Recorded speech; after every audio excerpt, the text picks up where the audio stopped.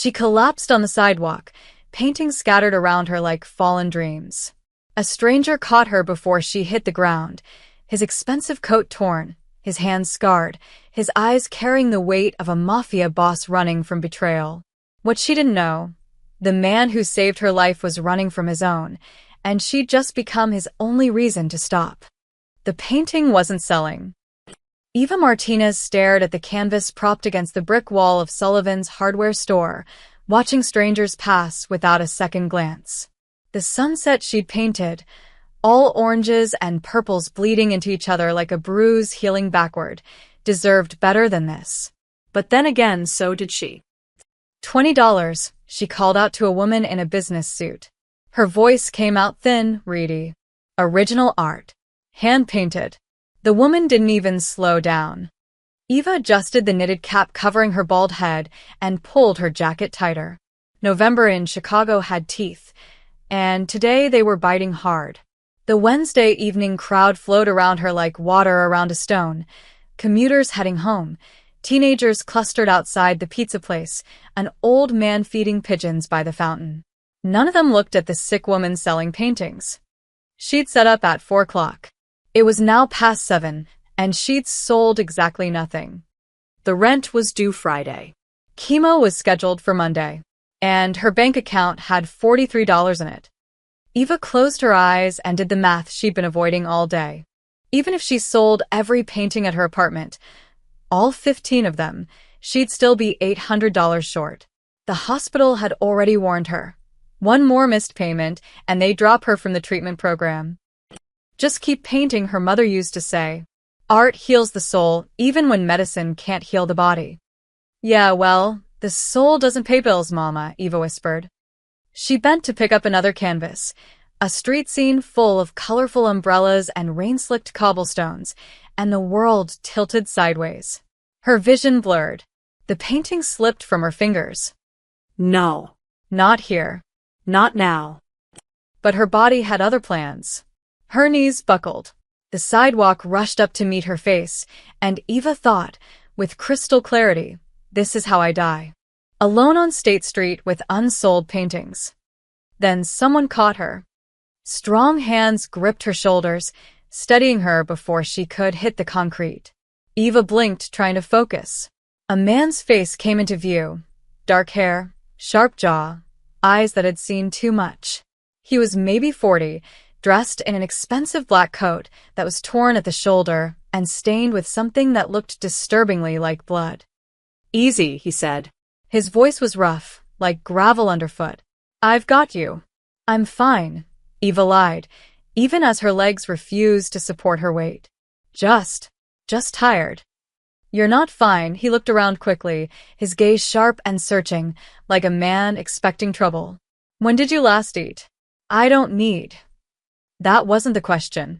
Eva tried to pull away, but her body betrayed her. A wave of nausea rolled through her stomach. Black spots danced at the edges of her vision. Yesterday, she admitted. Maybe. The man swore under his breath. He glanced over his shoulder again, and Eva noticed something else. The tension in his jaw, the way he positioned himself to keep the street corner in view, the barely concealed wince when he moved his left side. He was hurt, and he was scared. Listen, he said, his voice dropping lower. I need to get off this street.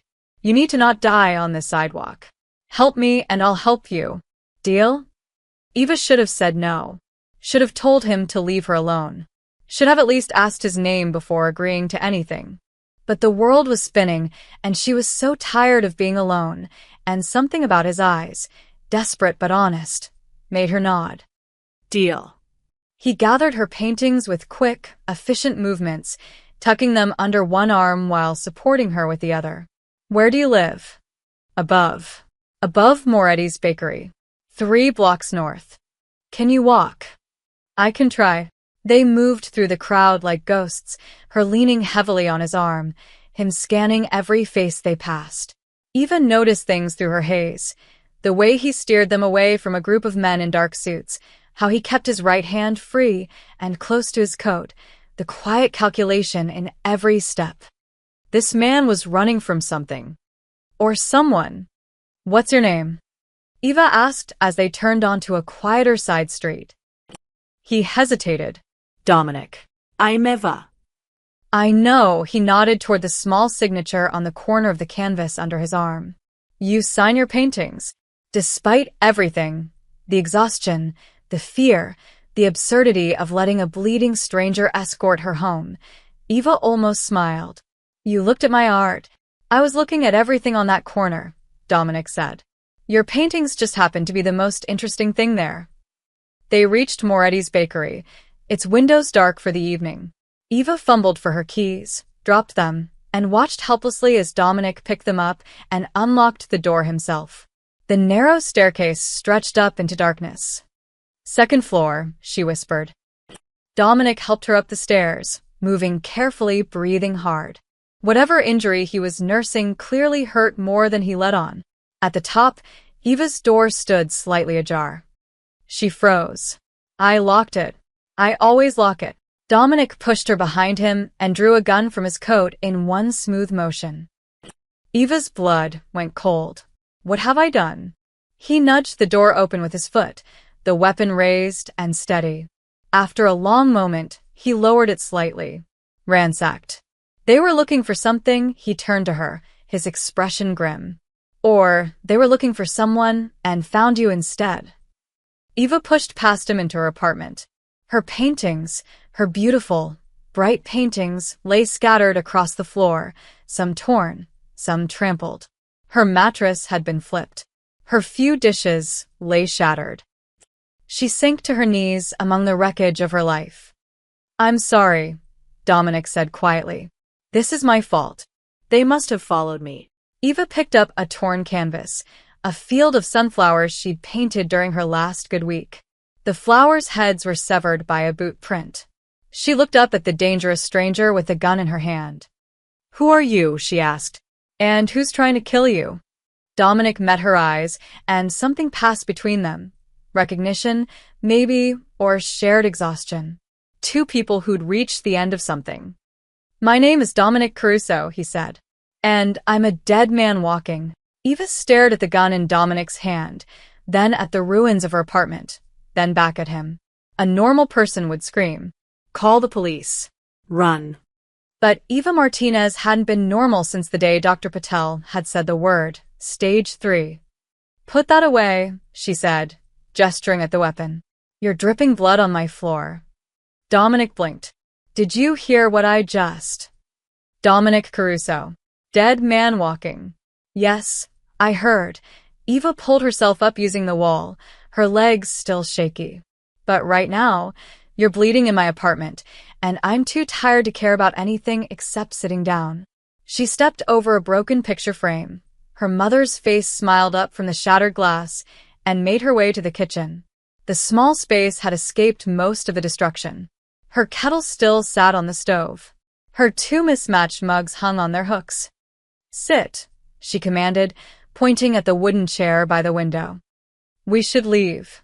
If they came here once, they already ransacked the place.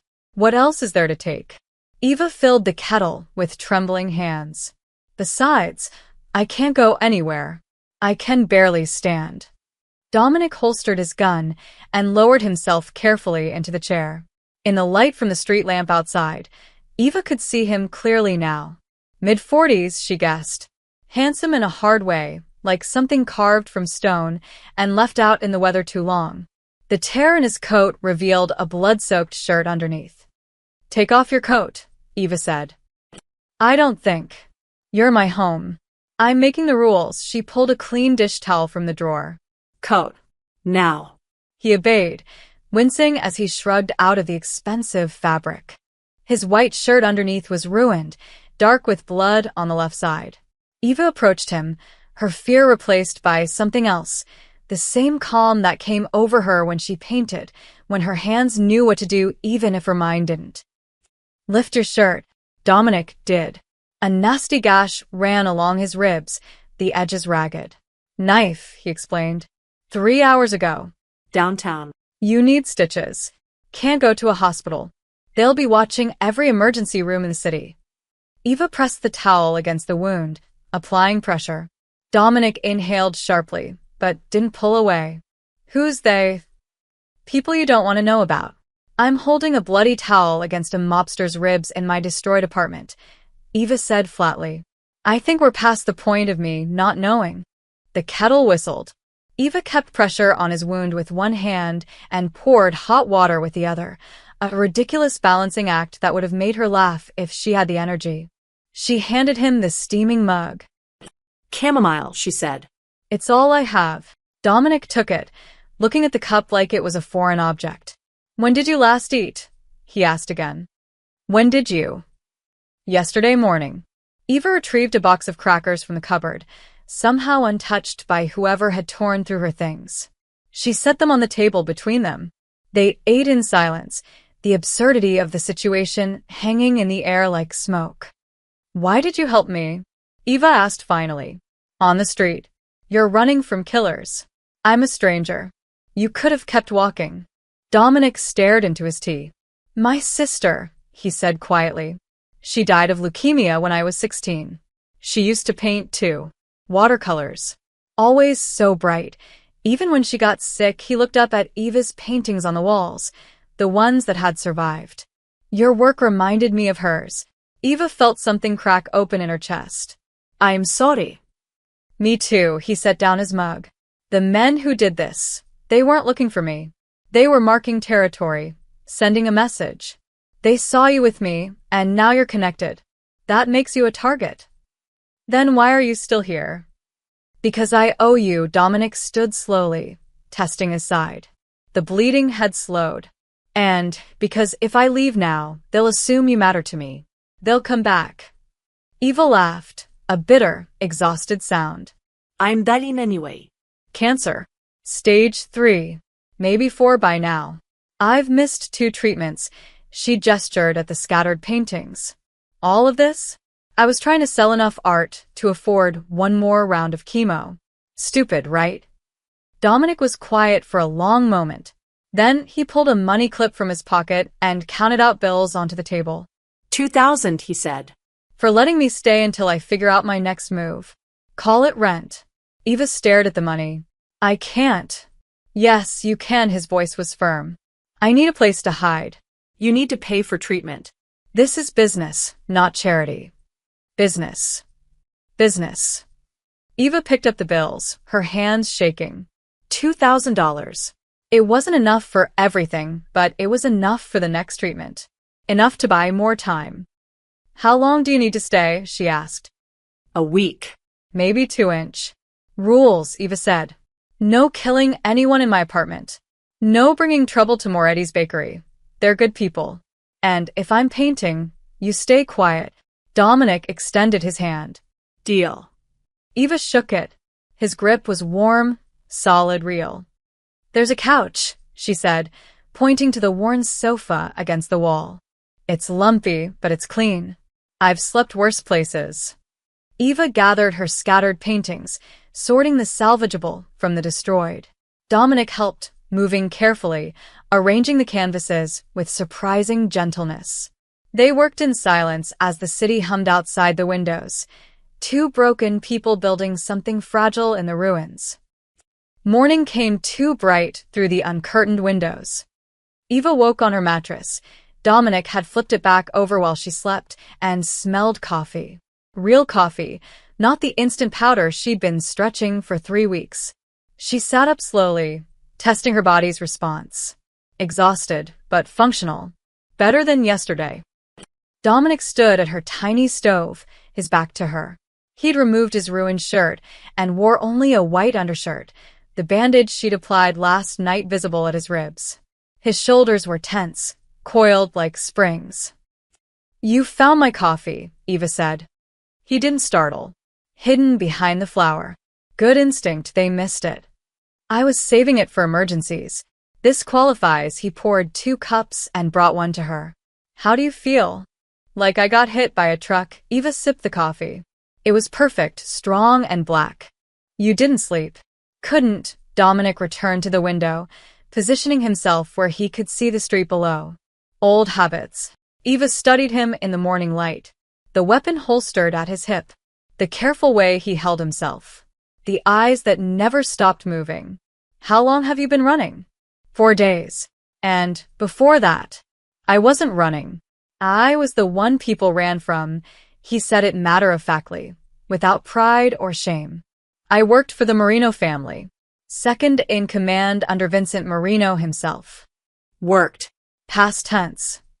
Vincent's nephew, Tony, decided he wanted my position. Arranged a meeting with the Velastri family, told them where I'd be. When I'd be vulnerable, Dominic's jaw tightened. 3 men with knives in an alley. I got lucky. That's lucky. Eva gestured at his ribs. I'm alive. They're not. Yes, that's lucky. Eva absorbed this information. A week ago, she would have been horrified. Now, she just felt tired. So, what's the plan? Survive. Figure out who I can still trust. Find proof that Tony set me up, he turned from the window. Then decide what to do about it. Sounds complicated. It is. And while you're doing all that, you're staying here.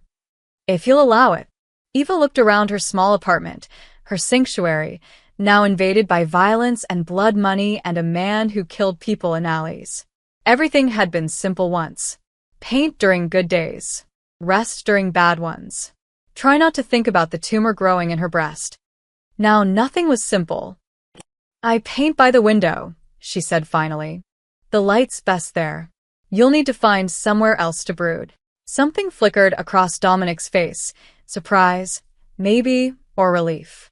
Understood. And if you're staying, you eat. I can't have you passing out. It'll draw attention. I'll handle the food. You're not spending that money on me. Fine, Eva stood, steadier now.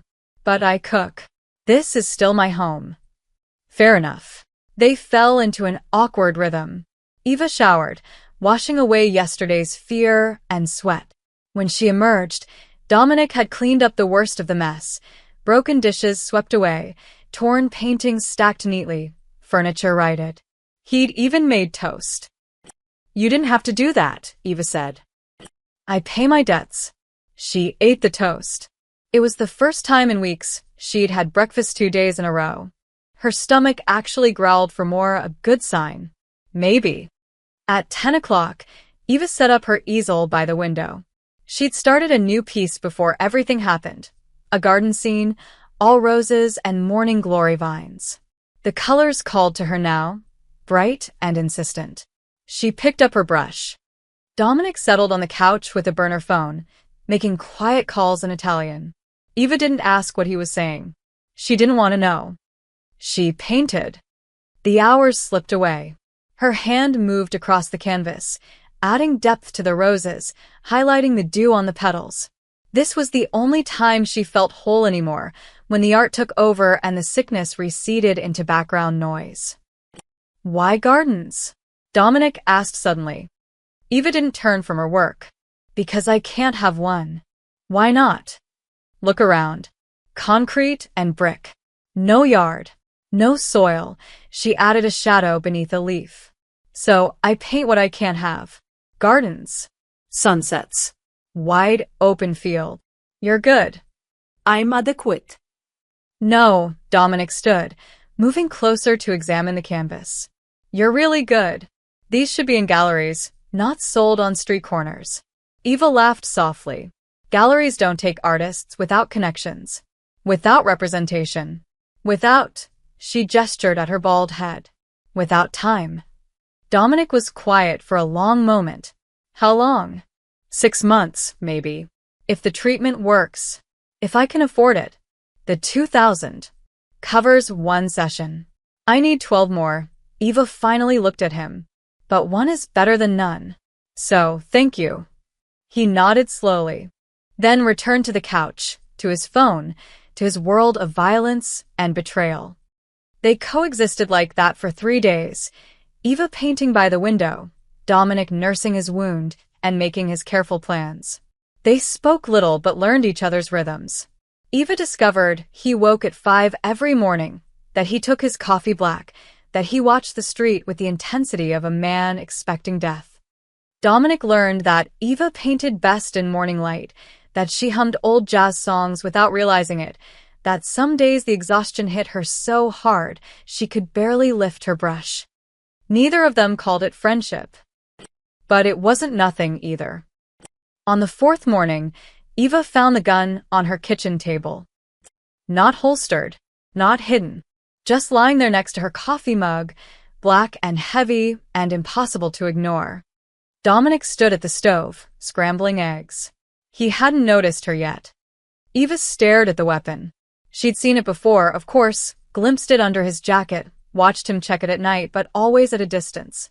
Now it sat 18 inches from where she ate breakfast, where she sorted her pills, where she'd written her mother's last birthday card.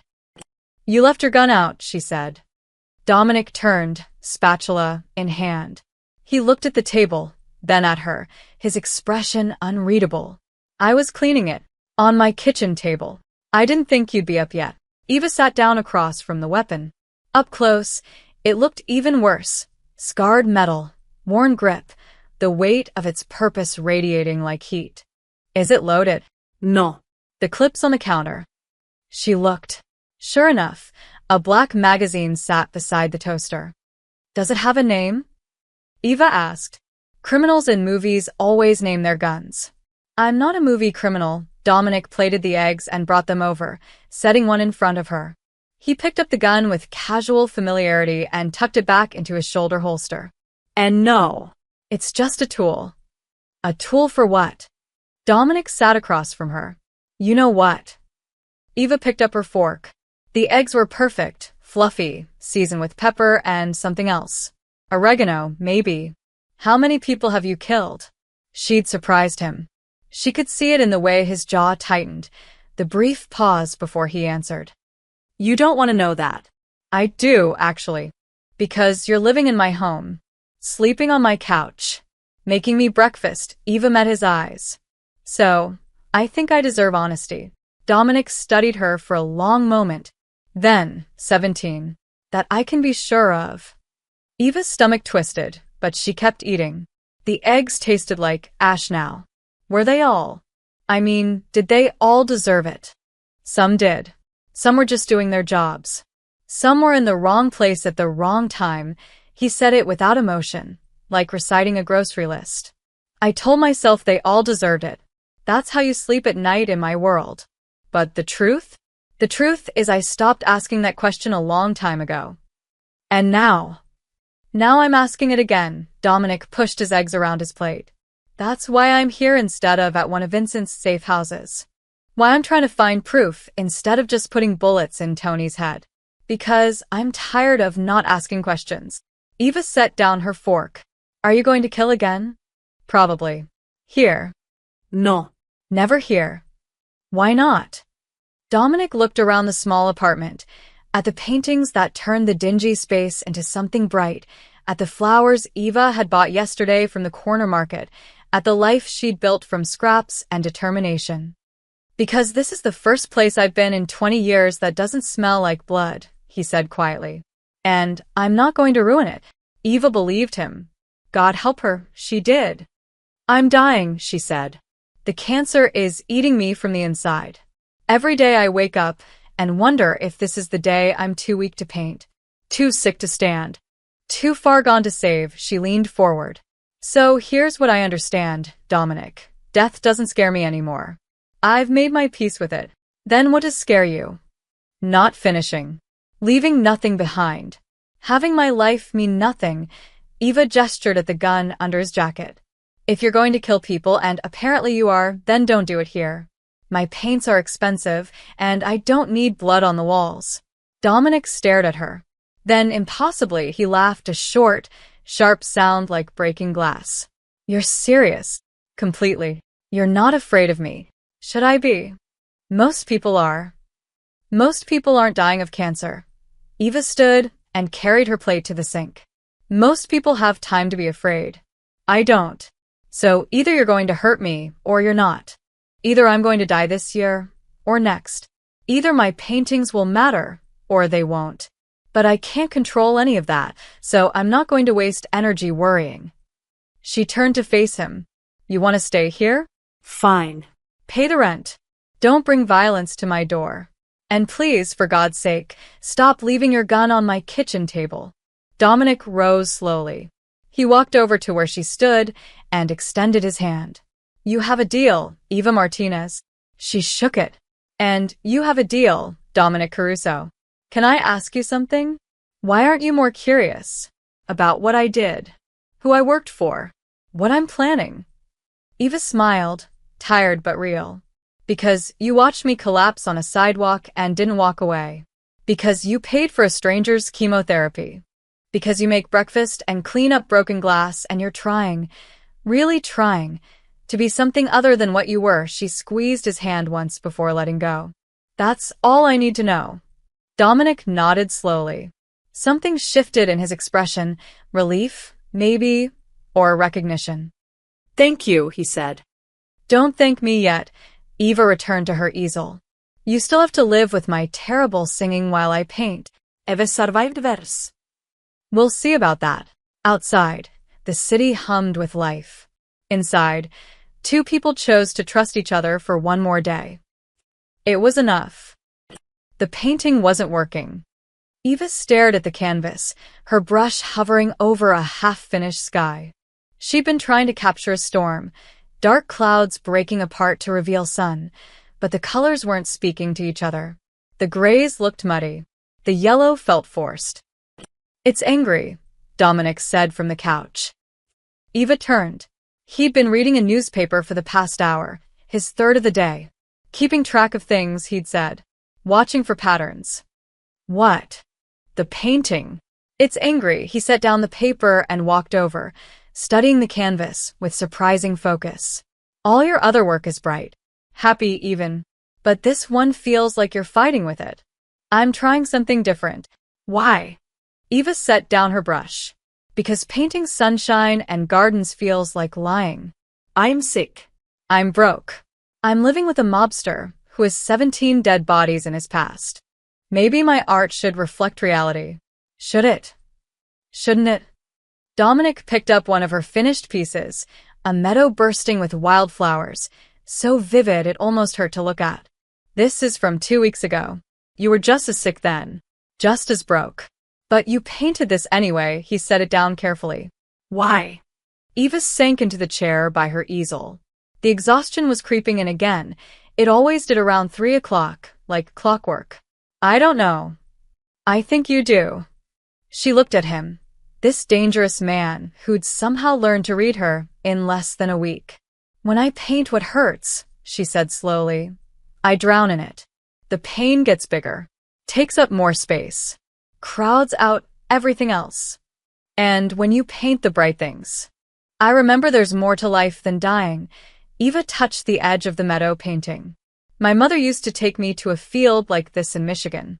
Every summer when I was little, we'd pack sandwiches and lie in the grass and name cloud shapes. Her voice cracked. She died when I was 19. Same cancer. Different outcome. Dominic was quiet for a moment. How long did she last? 8 months after diagnosis. And you? 14 months and counting. Eva smiled bitterly. Modern medicine. Lucky me. That's not luck. That's you fighting. Fighting with paint and canvas while cells multiply in my chest. Real effective strategy. You're still here, Dominic said firmly. That counts for something.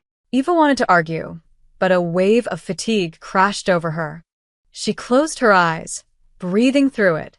When she opened them, Dominic had pulled up a chair across from her. Can I tell you something? He asked. You're confessing to murder number 18? Worse, he leaned forward, elbows on his knees. I don't remember the last time I created something. Made something that wasn't destruction or pain or fear. 23 years in the family, and I've built nothing. No art. No business. No legacy except bodies and blood money. He gestured at her paintings. You're dying, and you're still making beautiful things. I'm alive, and all I've made is graves.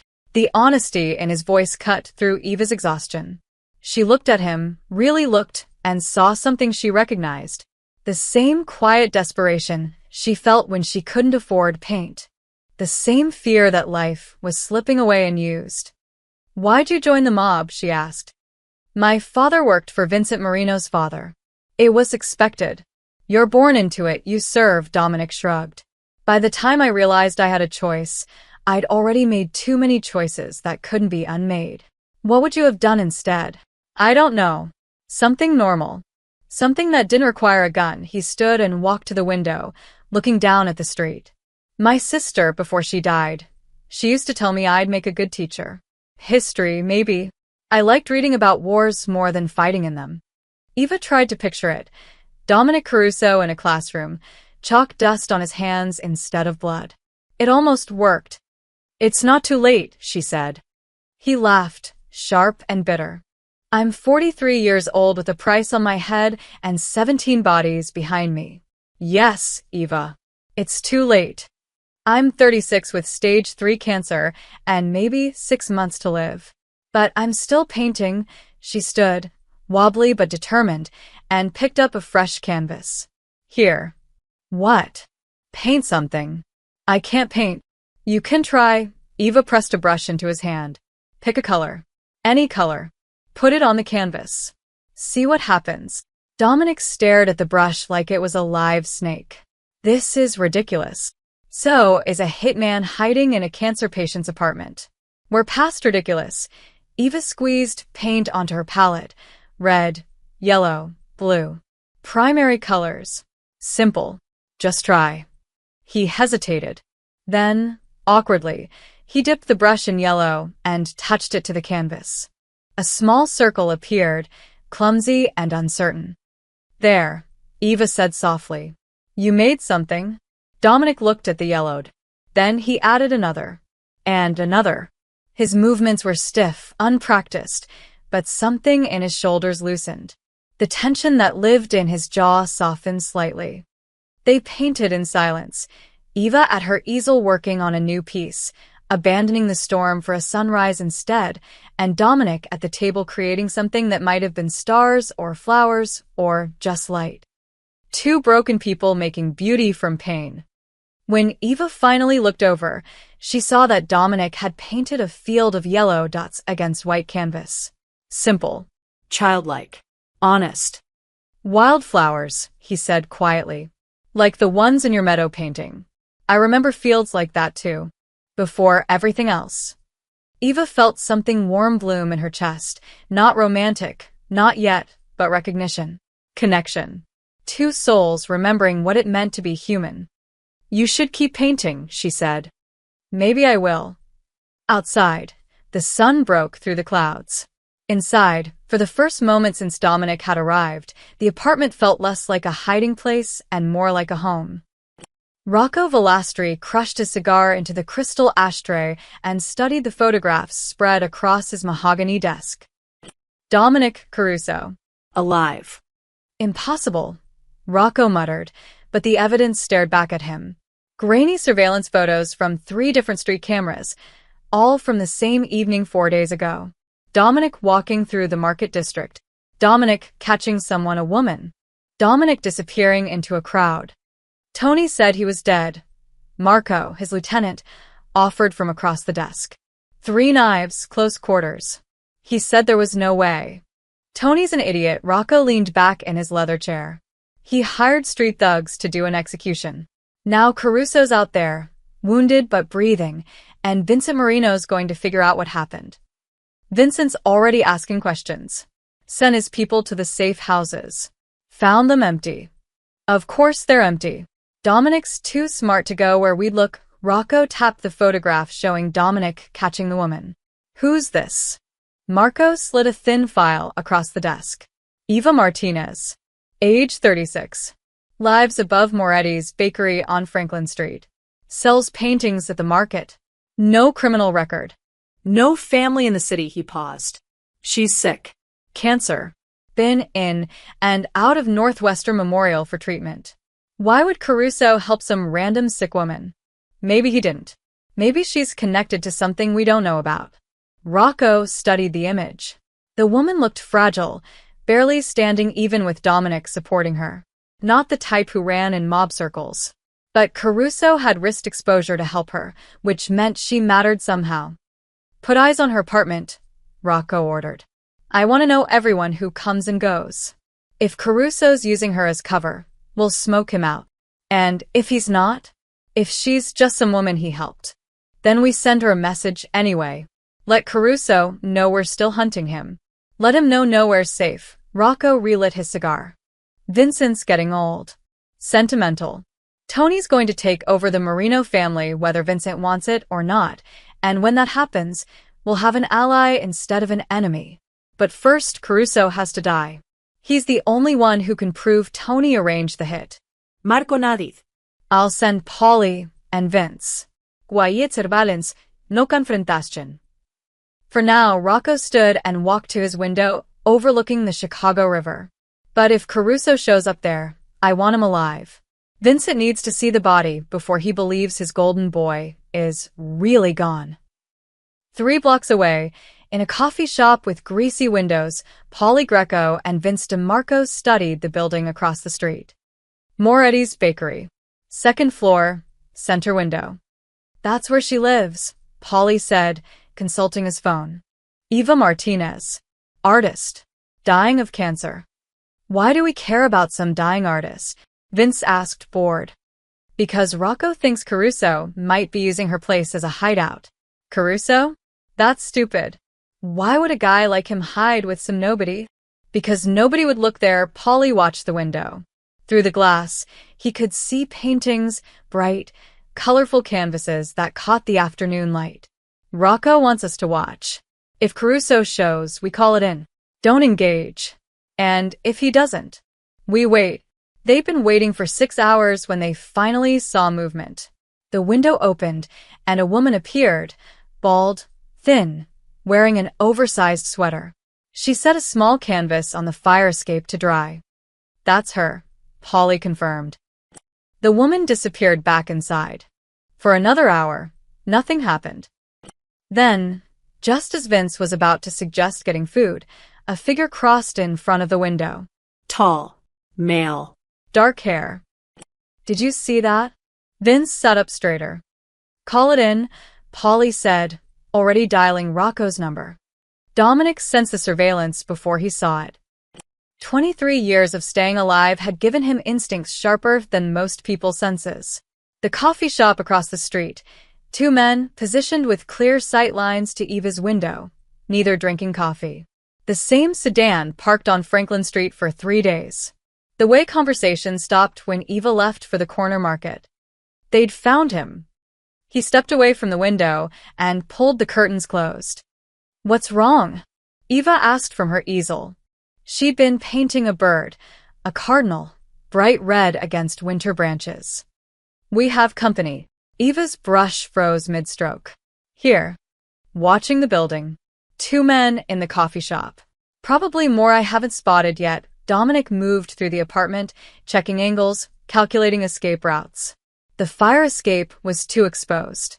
The front stairs led directly to the street. The roof access was through a locked door 2 floors up. What do we do? Eva's voice was steady, but her hand trembled slightly. Nothing yet. They're just watching.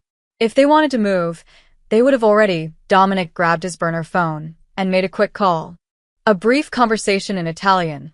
Then he hung up. I'm calling in a favor. Getting us both out of here tonight. Tonight? I have treatment tomorrow. The appointment's already scheduled. Already paid for. You'll miss it. I can't miss it. I've already missed 2. If I miss another. If you stay here, you won't need chemotherapy because you'll be dead. Dominic faced her.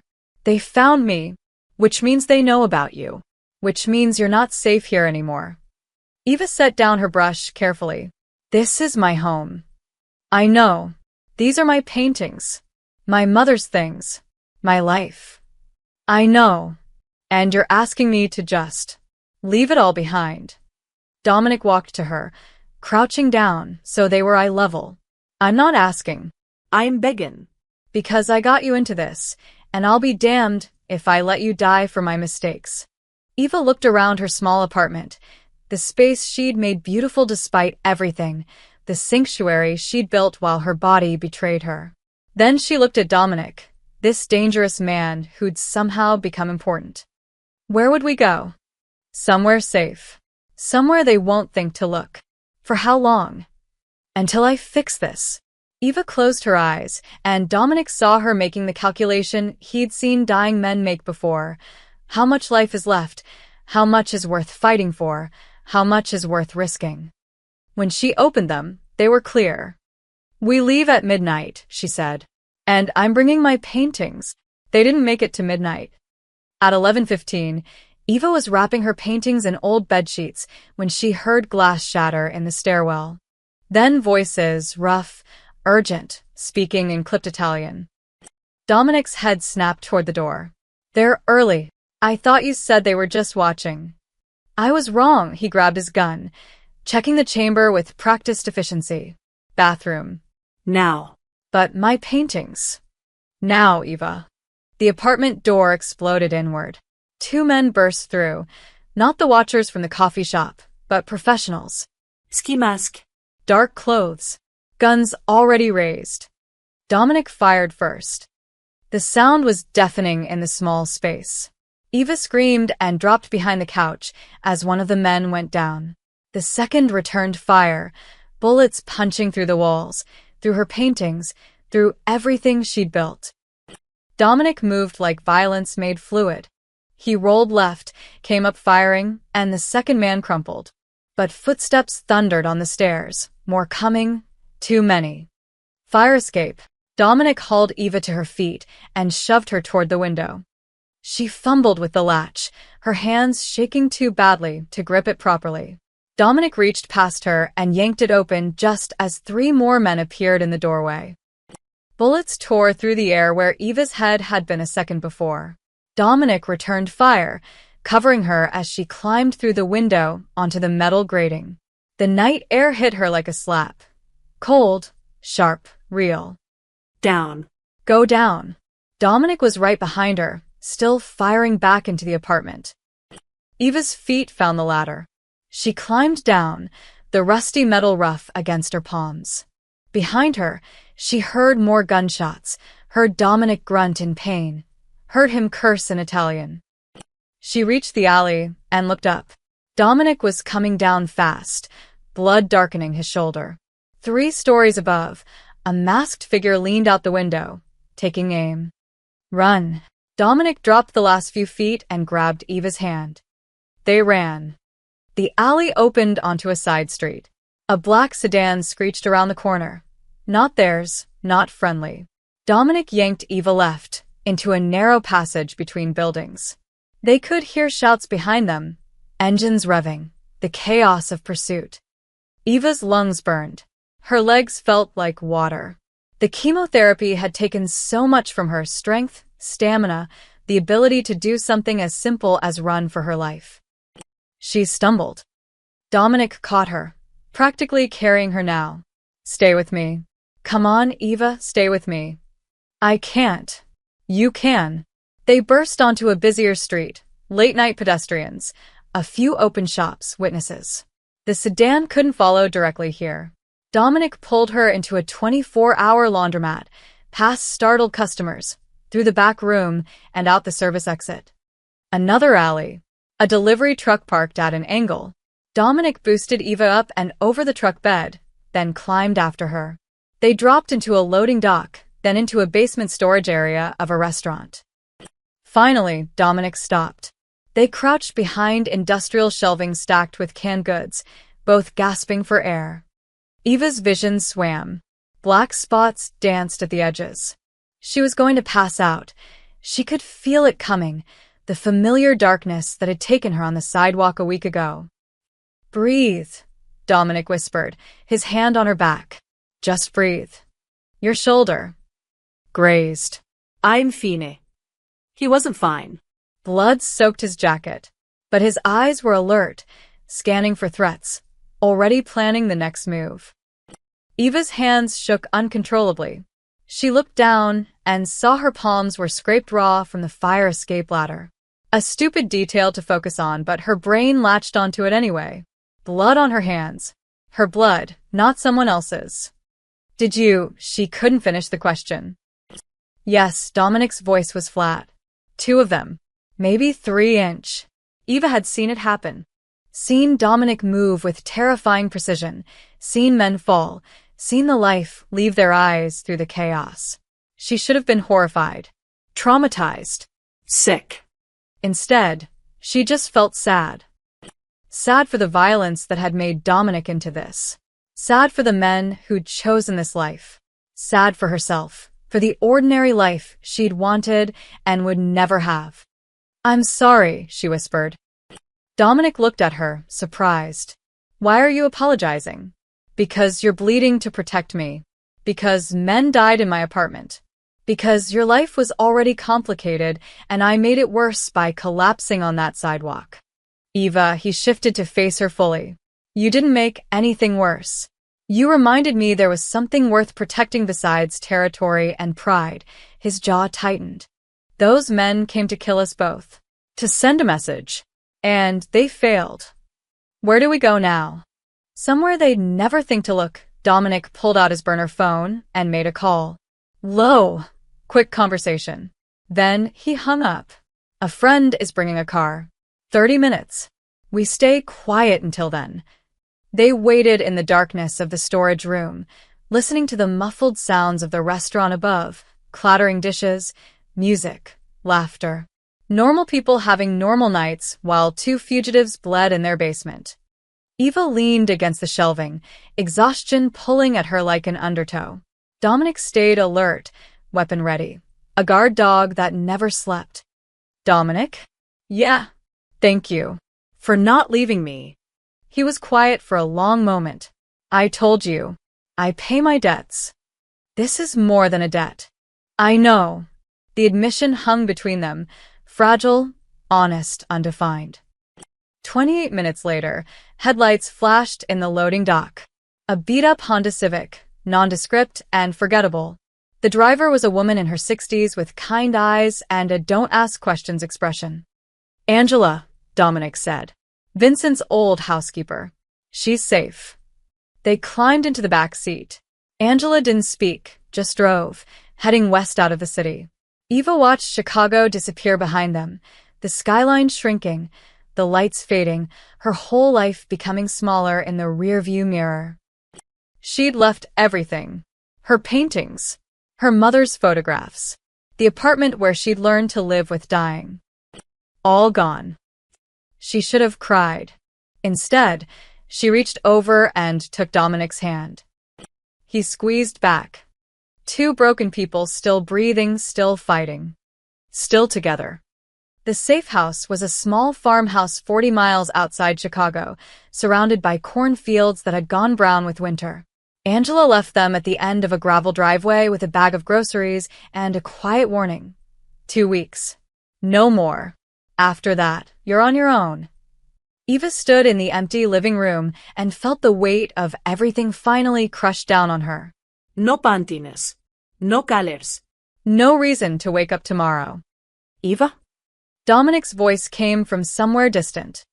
Her knees gave out. This time when she fell, she didn't stop shaking. Great, racking sobs tore through her chest. For her mother, for her destroyed apartment, for the life she'd tried so hard to paint into something beautiful. For the fact that she was going to die in a stranger's farmhouse instead of her own home. Dominic knelt beside her, awkward and uncertain. He didn't tell her it would be okay. Didn't offer empty comfort. He just sat with her on the dusty floor while she cried herself empty. When the tears finally stopped, Eva felt hollowed out. Lighter somehow. "I miss my treatment," she said hoarsely. "I know. I'll miss the next one too. Probably. The cancer's winning." Dominic helped her to her feet and guided her to an old couch covered with a sheet. "Let me worry about that. You can't fight cancer with a gun." "No." "But I can make phone calls." He pulled out his burner phone. "What's your doctor's name?" "Dr. Patel. At Northwestern Memorial. But I can't go back there." "You won't.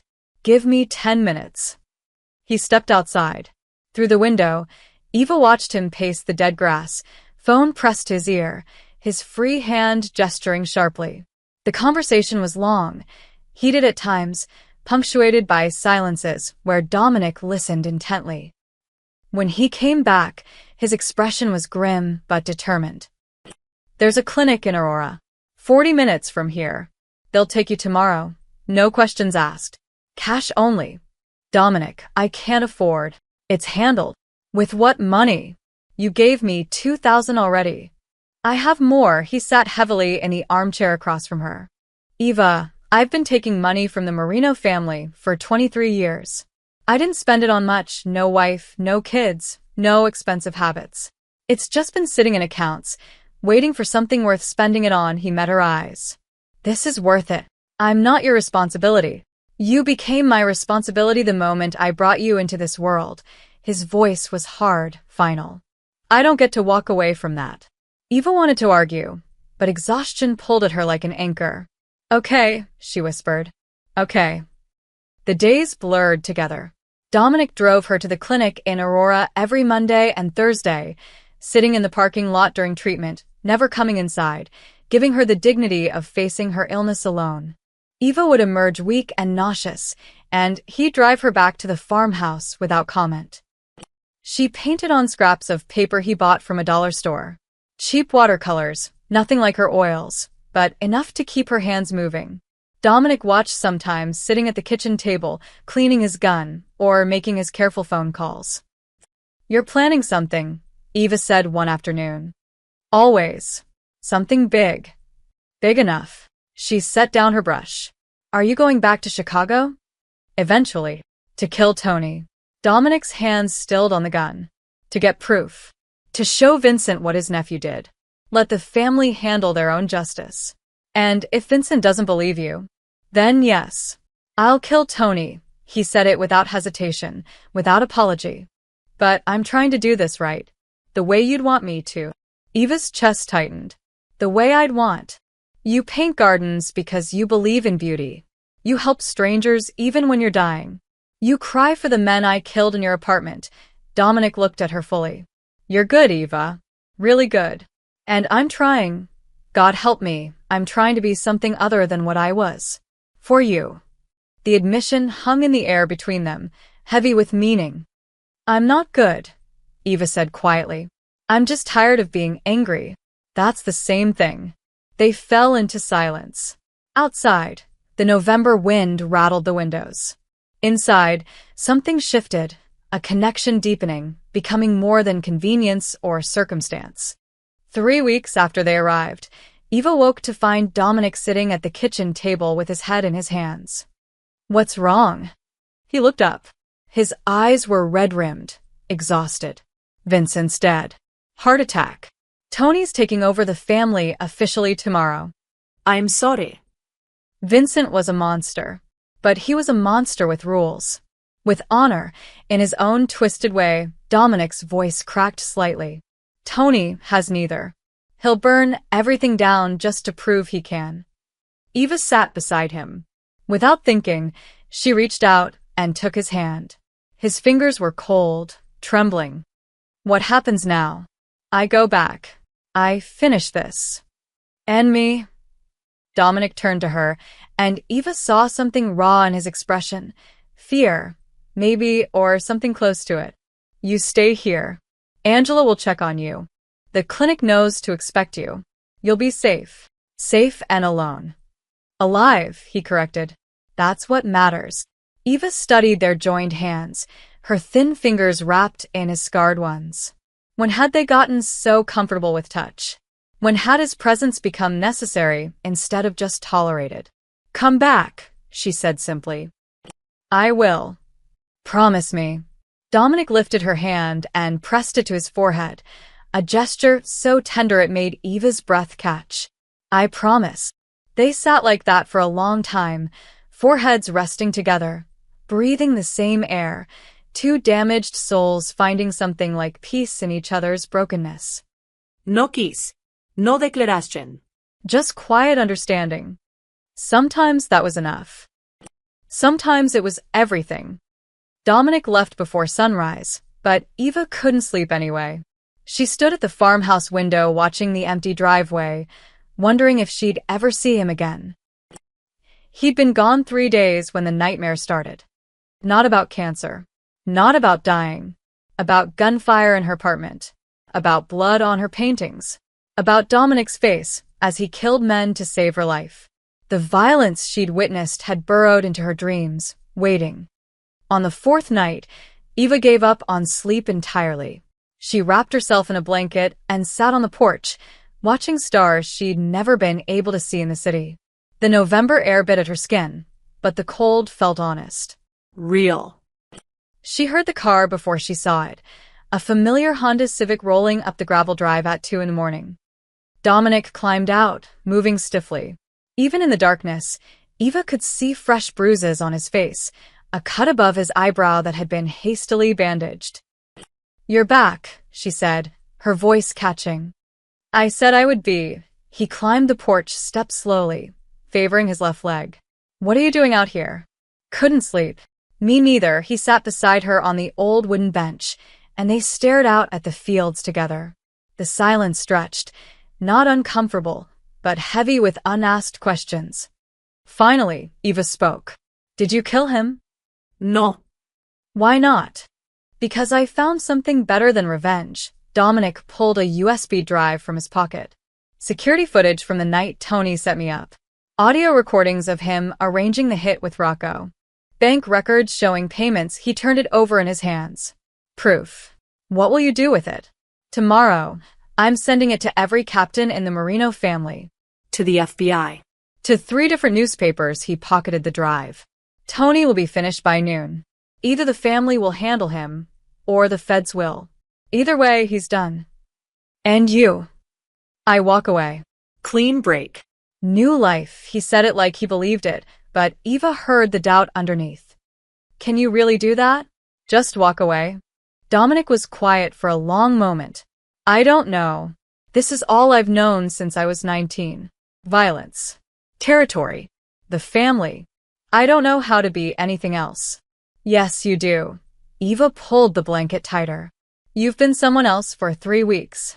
Someone who makes breakfast and drives me to treatment and sits in parking lots reading newspapers while I get poison pumped into my veins. Someone good. That's not good. That's just basic decency. In your world, basic decency is revolutionary." Dominic laughed, bitter and tired. "You think too highly of me." "I think you don't think highly enough of yourself." Eva turned to face him. "You could have left me on that sidewalk. You could have left me when they found us. You could have gone back to Chicago and never looked back. But you didn't. Because I owe you." "Stop. Stop saying you owe me." Eva's voice sharpened. "You don't do all this because of debt. You do it because somewhere under all that violence and training, there's still someone who cares. Someone who wants to be better." "I've killed 17 people, Eva. I know. I've broken bones and burned buildings and destroyed lives. I know. So, why don't you hate me?" The question landed between them like a stone in still water. Eva considered it, really considered it. Why didn't she hate him? This man who brought death to her doorstep, who'd stolen her from her home, who embodied everything wrong with the world. "Because," she said slowly, "you're trying. Because you cry when you think I can't hear.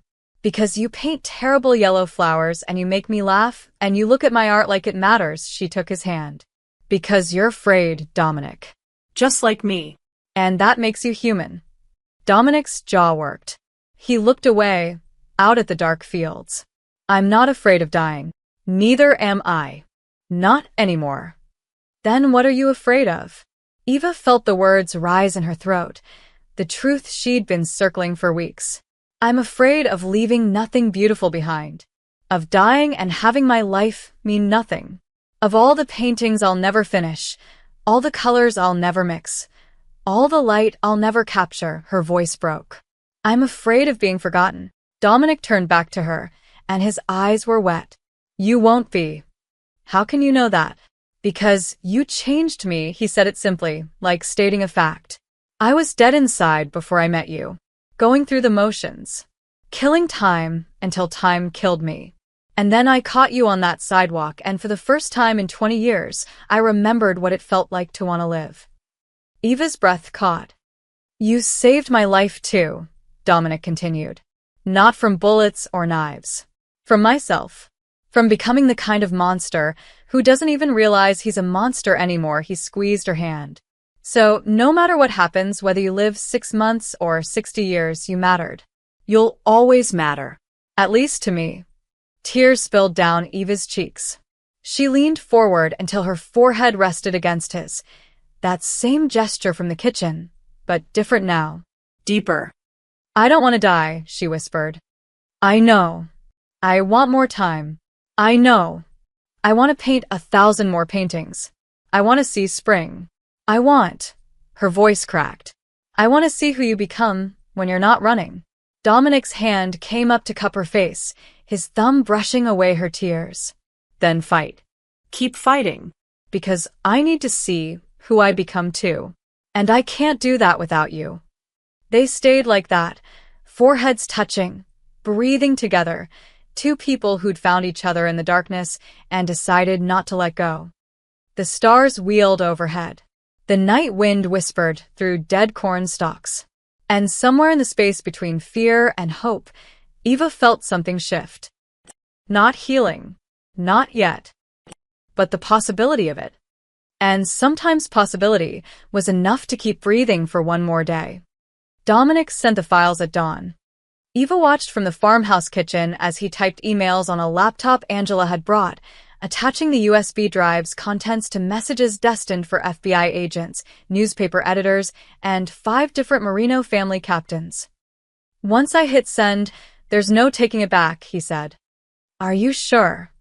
He looked at her, really looked, the way he did now, like she was something precious. I'm sure. The mouse clicked. The emails whooshed into the digital void. Now what? Eva asked. Now we wait. And I make sure Tony can't run before it all comes down. Dominic closed the laptop. I need to go back to the city. 3 days, maybe 4. Tie up loose ends. Eva's stomach dropped. Loose ends. That's a nice way of saying. No, he stood and took her hands. I'm not killing anyone. I'm making sure Tony's people can't retaliate. Securing evidence. Talking to people who can testify, he paused. I'm doing this the right way. Your way. My way. Without drowning in the darkness. Eva wanted to tell him to stay. To hide here forever. To pretend the world outside didn't exist. But she could see the determination in his eyes. He needed to finish this. Needed to close the door on his old life before he could walk through a new one. Be careful, she said. Always, he kissed her forehead, a gesture that had become natural between them. Angela will stay with you. If anything feels wrong, if anyone comes around, you call this number. He pressed a card into her palm. Police detective. Ousme a favor. He'll get you somewhere safe. Dominic. Promise me. I promise. He left in the Honda, and Eva watched until the car disappeared. The days crawled by. Angela cooked and cleaned and asked no questions. Eva painted on her scraps of paper, trying to capture the way morning light hit the cornfields, the way shadows pooled under the porch steps. Small moments. Quiet beauty. Her phone, a burner Dominic had given her, rang once each evening. Brief calls, never more than 2 minutes. I'm okay. Are you okay? I'm okay. Come home. Soon. On the 3rd day, the call stopped. Eva tried not to panic. Told herself Dominic was busy, was being cautious, was fine. But by midnight, anxiety had carved a hollow space in her chest. He'll call, Angela said, appearing in the kitchen doorway. That boy's survived worse than Tony Marino. You've known him a long time? Since he was 16. Angry kid. Lost his sister, his father was a drunk, his mother worked 3 jobs, Angela poured 2 cups of tea. Vincent gave him purpose. Not good purpose, but purpose. Made him into a soldier. Do you think he can really leave? Angela studied her. For the right reason? Yes. The question is whether he has the right reason. Eva knew what she was really asking. We're not. I mean, we haven't. Doesn't matter what you are or aren't. Yours reason. Angela sipped her tea. I've never seen that boy care about anything except duty. But he cares about you. That's enough to change a man. The phone finally rang at 2 in the morning. It's done. Dominic's voice was hoarse, exhausted. Tony's in FBI custody. 3 captains turned on him. Rocco Velastry's gone into hiding. Won't be a problem anymore. It's over. Eva's legs went weak with relief. Are you hurt? Bruised. Tired. But whole. A pause. I'm coming home tomorrow. Home. He'd called the farmhouse home. I'll be here, Eva whispered. Dominic arrived at noon, driving a different car, a gray sedan, anonymous and clean. He looked like he'd aged 5 years in 5 days. Bruises darkened his jaw. His knuckles were split, but his eyes were clear. Eva met him at the door, and without thinking, without hesitation, she wrapped her arms around him. He held her like she was the only solid thing in a tilting world. It's really over? She asked into his chest. It's really over, he pulled back to look at her. The FBI has enough to put Tony away for 30 years. The family's in chaos. They'll be rebuilding for months, too busy to care about me. And Rocco's gone underground. I'm free, Eva. Actually free. What happens now? Dominic's expression shifted, vulnerable, uncertain. I don't know. I've never been free before. Never had to figure out what I actually want instead of what I'm ordered to do. What do you want? He cupped her face in his scarred hands. I want to stop running. I want to paint terrible flowers and read history books and learn how to be normal. His voice dropped. I want to stay with you. If you'll let me. Eva's heart hammered against her ribs. I'm still dying. We're all dying. You're just more honest about the timeline. I'm broke. Sick. I've lost everything. Then we'll build something new. Together, Dominic rested his forehead against hers. Their gesture, their language. I can't promise forever, but I can promise today. And tomorrow. And every day after that until there are no more days. Eva felt tears slip down her cheeks. Not sad tears. Something else. Something that felt dangerously like hope. Okay, she whispered. Okay. Stay. Build something with me. Let's see who we become when we stop being afraid. Dominic kissed her then, soft and careful, like she was made of glass. Eva kissed him back, tasting salt and relief, and the beginning of something neither of them had words for yet. When they finally pulled apart, Angela was standing in the doorway with a knowing smile. Took you long enough, she said. Now come inside. I made lunch, and you both look half dead. They followed her in, 2 people who'd survived darkness and found each other in it. The war was over. Now came the harder part, learning to live. Spring came slowly to Chicago. Eva stood in the empty storefront on Lincoln Avenue, watching Dominic measure the walls. For months had passed since the farmhouse. For months of treatment, of slow healing, of learning how to exist without looking over their shoulders. 22 feet, Dominic called out, marking the measurement in his notebook. We can fit at least 15 large canvases on this wall alone. It's too much, Eva said, not for the first time. It's not enough, he came over, wiping dust from his hands. Your work deserves a real gallery, not street corners, not dollar store paper. Eva looked around the space, high ceilings, natural light pouring through tall windows, hardwood floors that needed refinishing but had good bones. It was perfect. It was terrifying. Where did this money come from? She asked quietly. Please tell me it's not. It's clean, Dominic's voice was firm. Money I saved legally over the years. Investments Vincent helped me make before everything went bad. Not a penny of it came from anything illegal. He pulled out a bank statement. See? All documented. All legitimate. Eva studied the numbers, relief flooding through her. You're spending your entire savings on this. I'm investing in something that matters. He gestured at the space. You've been painting nonstop since we got back to the city. 37 pieces in 4 months. Beautiful pieces. They deserve to be seen. It was true. Something had unlocked in Eva after they'd left the farmhouse. Colors came easier. Ideas flowed faster. The shadow of death still hung over her. Dr. Patel had been cautiously optimistic but made no promises, but she painted through it anyway. Or maybe because of it. Martinez Gallery, Dominic said, testing the name. Simple. Elegant. You. What about you? Your name should be on it too. No. His tone left no room for argument. This is yours. I'm just the guy who sweeps floors and hangs paintings. Over the next 6 weeks, they transformed the empty storefront. Dominic worked with quiet intensity, painting walls a soft cream that made colors pop, installing track lighting that could be adjusted for each piece, building simple wooden frames that let the art breathe. Eva watched him work and saw someone new emerging. The tension that had lived in his shoulders was gone. He moved differently now, still careful, still alert, but without the constant expectation of violence. He wore jeans and t-shirts instead of expensive suits. He smiled more. You're good at this, Eva said one afternoon, watching him hang a painting of a sunrise over Lake Michigan. Good at what? Building instead of destroying. Dominic stepped back to check the painting's alignment. Turns out I like it better. Angela visited on opening day, 3 weeks before the actual public opening, just a soft preview for friends. Except Eva didn't have many friends anymore. Just Angela. Just Dominic. Just Dr. Patel, who'd agreed to stop by after his shift. It's beautiful, Angela said, walking through the gallery. That boy did good work. We both did, Eva corrected.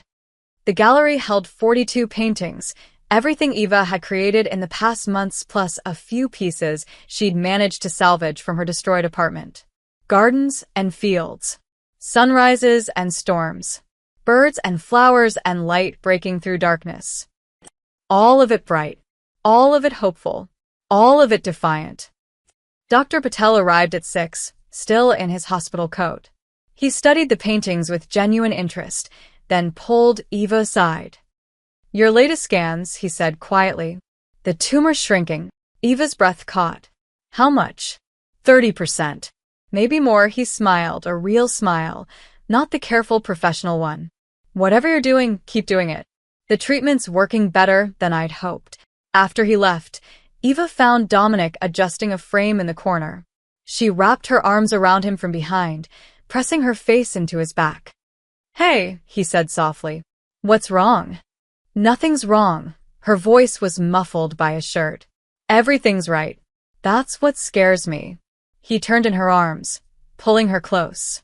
You're allowed to be happy, Eva. Am I? People like us.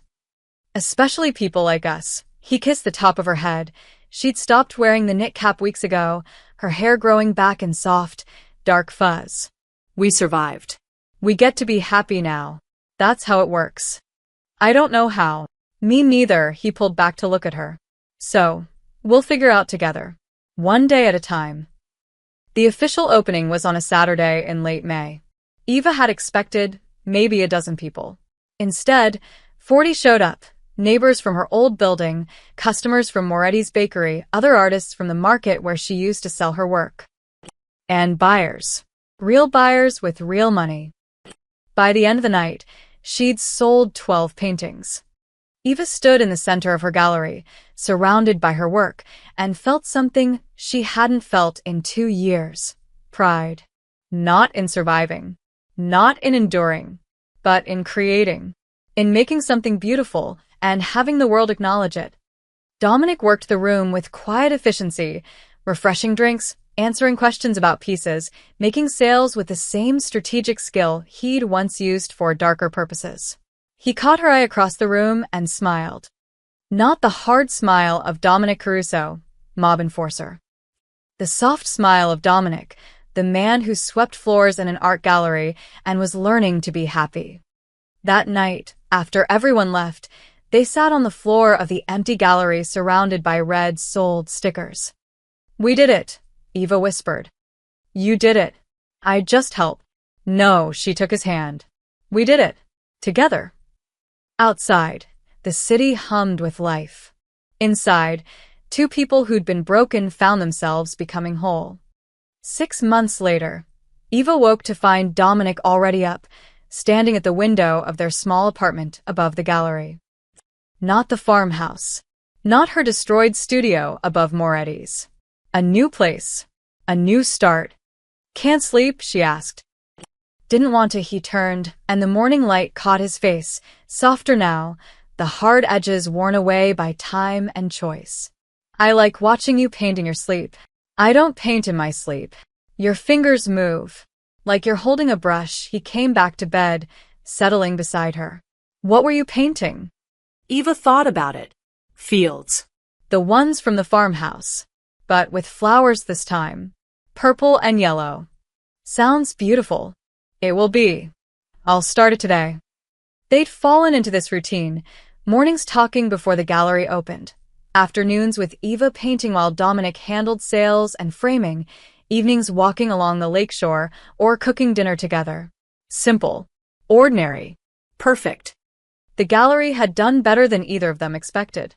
Eva's work was getting attention, a mention in the Tribune, a small feature in a local art magazine, commissions from corporate buyers wanting bright pieces for their offices. She wasn't rich, but she was sustainable. More importantly, she was alive. Dr. Patel's last scan had shown the tumor reduced by 60%. Not gone. Cancer was never truly gone, but small enough, quiet enough that he was using words like remission and long-term outlook.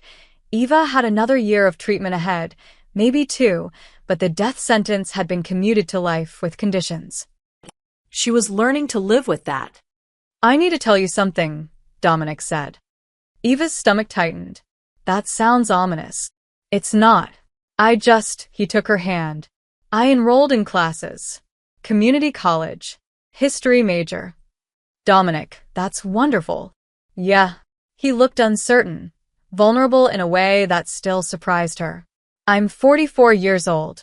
I'll be the oldest person in every class. You'll also be the one who actually wants to be there. Eva squeezed his hand. I'm proud of you. I'm terrified. That's how you know it matters. He laughed, pulling her closer. When did you get so wise?